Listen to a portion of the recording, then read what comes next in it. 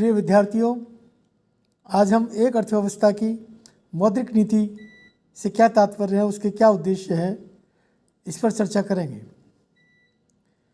किसी अर्थव्यवस्था की आर्थिक नीति को मोटे तौर पर 3 भागों में बांटा जाता है: मौद्रिक नीति, राजकोषीय नीति तथा व्यापारिक नीति।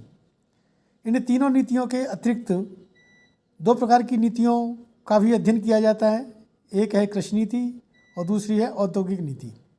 वास्तव में कृषि नीति तीनों प्रमुख नीतियों मौद्रिक नीति, राजकोषीय नीति एवं व्यापारिक नीति का सम्मिश्रण होता है। इसी प्रकार औद्योगिक नीति, इंडस्ट्रियल पॉलिसी में भी तीनों प्रमुख नीतियां शामिल होती हैं। अर्थात तीनों प्रमुख आर्थिक नीतियों का प्रयोग अर्थव्यवस्था के विभिन्न क्षेत्रों में होता है। जब हम किसी नीति की बात करते हैं तो नीति सिद्धांत से जुड़ी होती है। जैसे एक डॉक्टर जब MBBS पढ़ता है तो वह रोगी के शरीर के विभिन्न अंगों का विस्तृत अध्ययन करता है। उसके बाद वह रोगी को देखता है और दवा देने योग्य हो जाता है। उसी प्रकार हम संपूर्ण अर्थव्यवस्था का विस्तृत अध्ययन करते हैं और देखते हैं कि एक नीति दूसरे नीति से किस प्रकार प्रभावित होती है। वास्तव में आर्थिक नीति एक अर्थशास्त्री रूपी डॉक्टर का एक पर्चा होता है जो अर्थव्यवस्था रूपी रोगी के लिए दवा के रूप में काम करता है। अर्थात अंत में हम आर्थिक नीति में आलोचनात्मक अध्ययन करते हैं। अब मौद्रिक नीति, इससे तात्पर्य उन अनेक मौद्रिक उपायों तथा विधियों से है जिनके आधार पर किसी देश की सरकार या केंद्रीय बैंक अर्थव्यवस्था में मुद्रा की कुल मात्रा, साख की मात्रा, ब्याज दर, बैंकिंग एवं गैर बैंकिंग व्यवस्था में हस्तक्षेप कर किन्हीं निश्चित लक्ष्यों की प्राप्ति करना चाहती है। मौद्रिक नीति के मुख्य 3 अवयव हैं। पहला मुद्रा की मात्रा, दूसरी साख की मात्रा तथा तीसरी ब्याज दर। मौद्रिक नीति का संचालन देश के केंद्रीय बैंक, भारत में रिजर्व बैंक ऑफ इंडिया द्वारा किया जाता है। क्लासिकल अर्थशास्त्री मानते हैं कि हम मुद्रा की मात्रा में परिवर्तन करके केवल सामान्य कीमत स्तर में परिवर्तन ला सकते हैं, क्योंकि वास्तविक एवं मौद्रिक क्षेत्र अलग अलग होता है। क्लासिकल अर्थशास्त्रियों के अनुसार हम मुद्रा की पूर्ति निम्न 2 कारणों से बढ़ाना चाहते हैं। पहला कारण है अर्थव्यवस्था को मंदी से बाहर निकालने के लिए, तथा दूसरा कारण हम सामान्य कीमत स्तर को कम करके स्फीति को कम करना चाहते हैं। अर्थात क्लासिकल अर्थशास्त्री मानते हैं कि मंदी एवं तेज़ी पर प्रतिबंध हम मुद्रा की मात्रा में परिवर्तन करके लगा सकते हैं। इसके बाद कीन्सियन अर्थशास्त्री ने मुद्रा को महत्व न देकर ब्याज दर को अधिक महत्व दिया। कीन्स के अनुसार मुद्रा की मात्रा जब बढ़ती है तो ब्याज की दर नीचे गिरती है। ब्याज की दर नीचे गिरती है तब विनियोग की मांग बढ़ती है, और विनियोग की जब मांग बढ़ती है तो रोजगार एवं उत्पादन बढ़ता है। परंतु जैसे जैसे हम पूर्ण रोजगार के पास आएंगे वैसे वैसे सामान्य कीमत स्तर बढ़ेगा।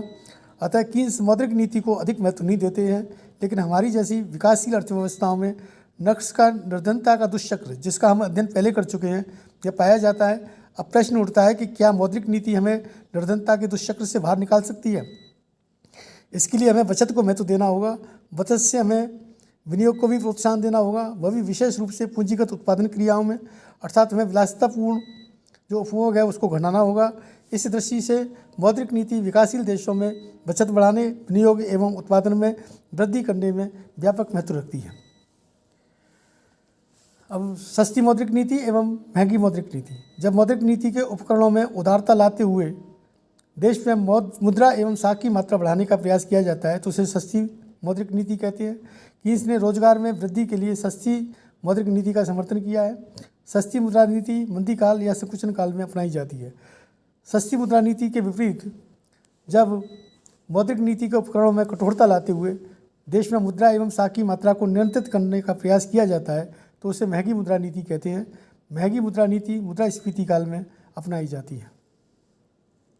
अब साख नियोजन, क्रेडिट प्लानिंग। मौद्रिक नीति के विभिन्न उपकरणों की अपनी सीमाएं हैं, अतः उनके विरोधाभास से बचने के लिए उसका प्रयोग एक सीमा तक ही हो सकता है। एक सीमा के बाद प्रशासित ब्याज दर होने पर बाजार की शक्तियां घुटन महसूस करती हैं, और इस घुटन का कारण है कि छोटे उद्योगों एवं पिछड़े क्षेत्रों को सस्ती दर पर एवं बड़े उद्योगों को महंगी दर पर साख उपलब्ध कराई जाती है, जबकि इन्हें बाजार की शक्तियों पर छोड़ देने से अधिक उत्पादक वाले क्षेत्रों को अधिक साख उपलब्ध होता है। सीमित मात्रा का असीमित प्रयोगों में कुशलतम बंटवारा नियोजन कहलाता है। इसी प्रकार साख का विभिन्न क्षेत्रों में कुशलतम बंटवारा साख नियोजन कहलाता है। हमारे देश में बहुत अधिक असमानता हैं, अतः हम बीच का रास्ता अब भी अपना रहे हैं, अर्थात बाजार शक्तियों द्वारा एक प्रशासित ब्याज दर दोनों द्वारा साख का बंटवारा किया जा रहा है। 1991 के बाद हालांकि प्रशासित ब्याज दर का क्षेत्र को सीमित किया गया है, जिससे बाजार शक्तियों द्वारा निर्धारित ब्याज दर पर साख के बंटवारे का क्षेत्र बढ़ा है। अब मौद्रिक नीति के उद्देश्य, ऑब्जेक्टिव्स ऑफ मॉनेटरी पॉलिसी। यद्यपि यह तो अर्थव्यवस्था की प्रकृति और स्थिरता पर निर्भर करता है कि मौद्रिक नीति के क्या उद्देश्य होंगे, परंतु सामान्य दिशाओं में मौद्रिक नीति के मुख्य उद्देश्य हैं जो निम्नलिखित हैं। पहला, आर्थिक विकास। दूसरा, मूल्य स्थिरता। तीसरा उद्देश्य है बेरोजगारी एवं निर्धनता को दूर करना। चौथा उद्देश्य है विदेशी विनिमय स्थिरता बनाए रखना। पांचवा उद्देश्य है आय का समान वितरण करना इत्यादि। धन्यवाद।